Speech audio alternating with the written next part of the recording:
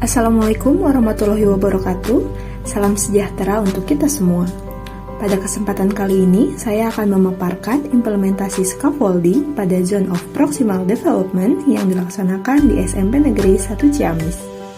Sebelumnya, perkenalkan, nama saya Tiffany Nurul Fajra, merupakan mahasiswa PPG Prajabatan Biologi yang merupakan perwakilan dari kelompok PPL SMP Negeri 1 Ciamis. Anggota kelompok kami yang lain adalah Hilda Novia Sabila, Muhammad Muktasimbillah, Nadira Rasya Pertiwi, dan Yani. Kami melakukan observasi di beberapa kelas untuk melihat berbagai bentuk penerapan scaffolding yang dilakukan oleh guru model. Berdasarkan hasil observasi yang kami lakukan, guru model sudah menerapkan praktik scaffolding yang diintegrasikan dengan berbagai metode dan model pembelajaran.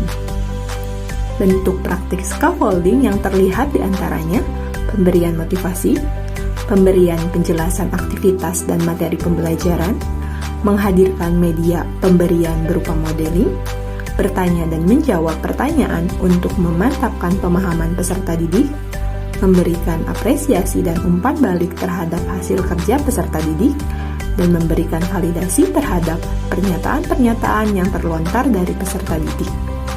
Penerapan scaffolding yang baik adalah menuntun peserta didik ke arah yang lebih mandiri, di mana bantuan scaffolding secara berangsur-angsur dikurangi intensitasnya seiring bertambahnya kemampuan peserta didik.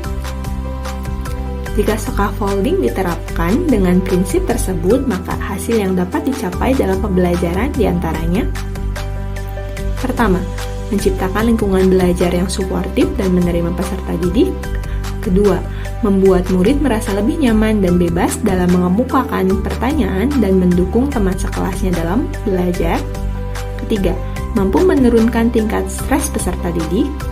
Keempat, murid merasa dilibatkan dalam pembelajaran sehingga meningkatkan motivasi belajar. Kelima, dalam scaffolding, guru akan berperan sebagai fasilitator pembelajaran dibandingkan menjadi sumber pengetahuan utama.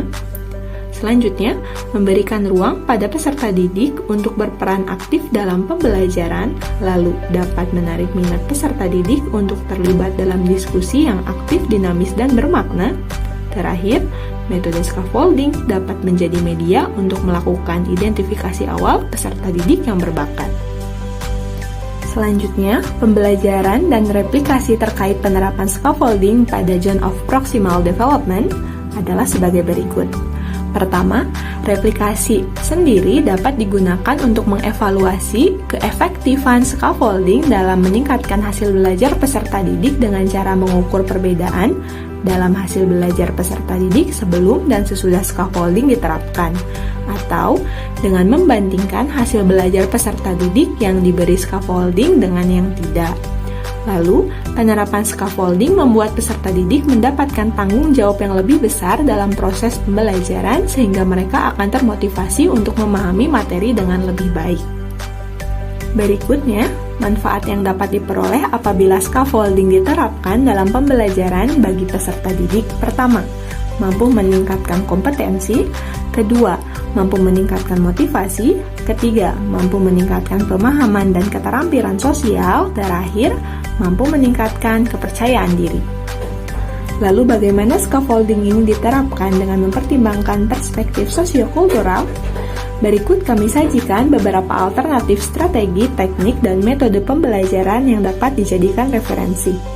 Pertama, pembelajaran kooperatif, yaitu pembelajaran yang berbasis kelompok untuk menyelesaikan permasalahan. Kedua, pembelajaran konstruktivis, yaitu pembelajaran yang menitik beratkan kepada peserta didik untuk membangun sendiri pemahaman berdasarkan apa yang telah dipelajari. Selanjutnya, pembelajaran berbasis proyek, yaitu pembelajaran yang melatih peserta didik untuk menyelesaikan permasalahan melalui sebuah rancangan proyek lalu diaktualisasikan. Dan yang terakhir, pembelajaran kultural, yaitu pembelajaran yang mengintegrasikan unsur budaya ke dalamnya.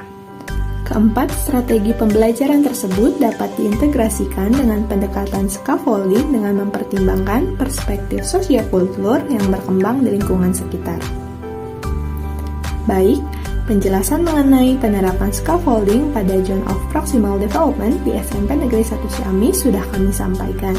Semoga dapat bermanfaat bagi kami dan teman-teman semua. Mohon maaf karena masih terdapat banyak kekurangan. Terima kasih. Wassalamualaikum warahmatullahi wabarakatuh.